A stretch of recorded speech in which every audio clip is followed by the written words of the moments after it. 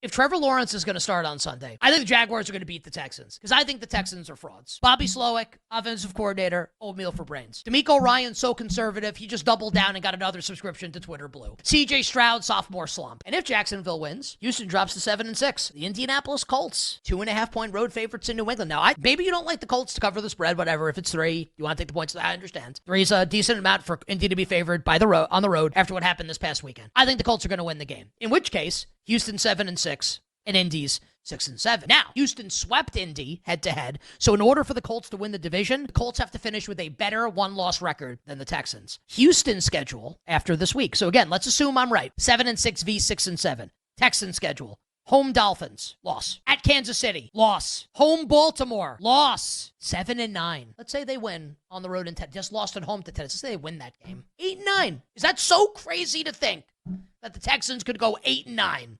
Is it really that nuts when I read you the schedule? Also, betting market's been moving towards Jacksonville all week with the news that Lawrence might play. Indianapolis' schedule. Bye week at Denver. I think they can win that game. If we want to call it a loss, we can call it a loss. Home Titans. Win. At the Giants. How many points do they win by? Home Jaguars. Colts can't go 9-8. Texans can't go 8-9. Now, if it were even money, I'd say never make that bet. What about plus 1,200? That interest anybody? That pique your interest at all? Does it wet your whistle? My whistle's wet. Colts plus 1,200 to win the AFC South. Colts win Sunday. Texans lose. And this baby is live.